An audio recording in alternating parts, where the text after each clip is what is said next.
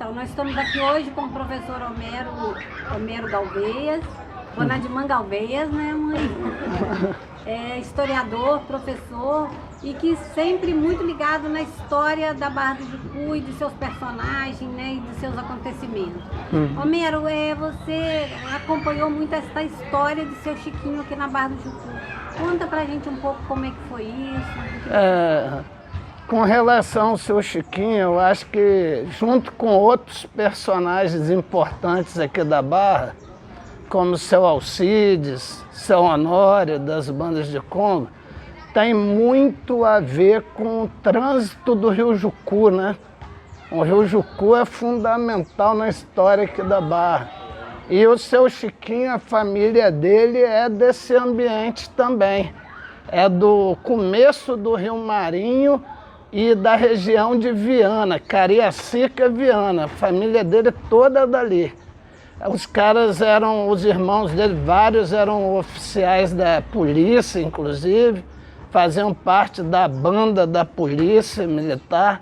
Todos sabiam algum instrumento, todos eles, certo? E eles tocavam assim juntos, né? E o seu Chiquinho, como o Rio, né, vinha para cá antes de morar aqui. Todos esses personagens vinham para a Barra antes de morar aqui e traziam o conhecimento. Lá, a fazenda de Araçatiba, né, foi um lugar onde os jesuítas, desde lá de trás, já tinham uma das formas de catequese deles, era através do teatro, da música e bandas, né, de instrumentos, bandas instrumentais. Na igreja de Araçatiba, até pouco tempo atrás, tinha, né? E a família do seu Chiquinho e o seu Chiquinho são resultado disso. Algumas vezes não tinha uma pessoa para fazer a percussão, eu estava ali, eu ia tranquilo. Não foram muitas vezes, mas algumas vezes sim. E eu sempre vi ele tocando ali no Délio Braga, que era o bar mais tradicional aqui da Barra, né? Aquele concurso mesmo, que não tem mais. Também no outro, dali da frente, que hoje é o Bar do Almir, né? E nas festas, no Bregas e em outros lugares aqui da Barra também.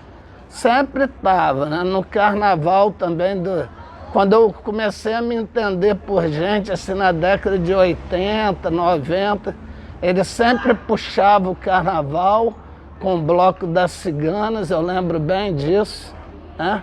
Minha mãe, eu acho que até participou algumas vezes e tal, mas era aquele pessoal mais coroa, mais antigo, inclusive puxando também não só o bloco das ciganas, puxando também os mascarados algumas vezes, que juntava ali na praça o seu Chiquinho com uma batucada e os mascarados ficavam em volta.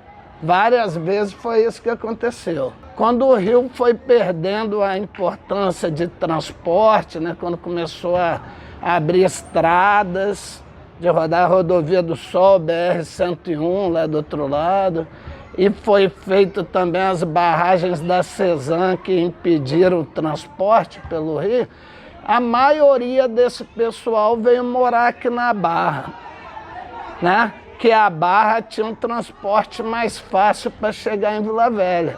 E isso foi no final da década de 60, começo da década de 70. É a época que o seu Chiquinho veio morar aqui na Barra, que o seu Alcides veio morar aqui na Barra.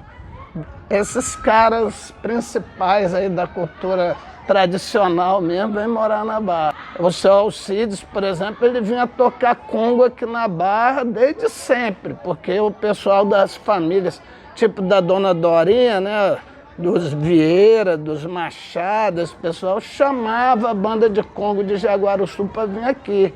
Seu Chiquinho era o mesmo esquema, tá entendendo? Todo mundo sabia que tinha o velho lá que sabia tocar, o moço lá que sabia tocar o cavaquinho direitinho, todo mundo queria que ele viesse na Barra tocar. E aí chamava para vir também. É a história mais ou menos parecida. Bom, isso aí é a identidade, né? É a história, assim, do povo mesmo, né? A cultura mais tradicional, assim, da região aqui nossa, do Espírito Santo, né? E tem a mesma raiz, no final das contas, que é a margem do Rio Jucu, né? Os canoeiros do Rio Jucu e a fazenda de Araçatiba, que a Barra fazia parte. Tá tudo interligado. O tipo de música que ele fez, que ele tocava, né? Era um tipo, o chorinho, que tinha uma repercussão grande, né, naquele momento, né? E samba também. Continua tendo, mas naquela época dele, a gente pode dizer que é um cara que tocava banjos, chorinho, guitarra baiana, todos esses instrumentos aí, num momento que essas coisas estavam, não vou dizer que estava começando, mas é inicial, né? Tipo, começo de... antes da metade de 1900, né? Ele aprendeu isso na primeira metade de 1930, 1940, por aí. Era uma realidade assim, bem do início desse tipo. Ele tocava as músicas lá do Arco da Velha mesmo, né? Aquele chorinho antigo mesmo. Então não era um estilizado, não era nada disso não. Era a raiz da coisa mesmo. Isso tem a ver com a cultura musical do local, que é a tradição que eu disse, que desde lá dos jesuítas ensinando instrumento para os índios e tal, você vê que o próprio seu Chiquinho, né, tinha um jeitão meio de índio mesmo, também. Tem alguma coisa ali, tá entendendo? Os filhos dele, né, o Fábio, o Jorginho, você via, cara, nas pessoas assim que é uma mistura de índio com português. Da onde que vem isso? Só pode vir dessa história que eu tô falando, não tem outra conversa. E ali os caras usavam, né, o instrumento, a aula de música. Como eu disse, a família do seu Chiquinho toda era de gente que aprendeu música lá naquela área, na igreja de Araçatiba. Então, as aulas de música eram lá, tá entendendo? Que esse pessoal todo ia e tal. Até poucos anos atrás tinha uma banda de música lá da igreja. É. O Secomande até deu aula lá de música e tal. Vocês sabem quem é o Secomande, né? Então, deu aula de música lá, foi um dos últimos professores lá.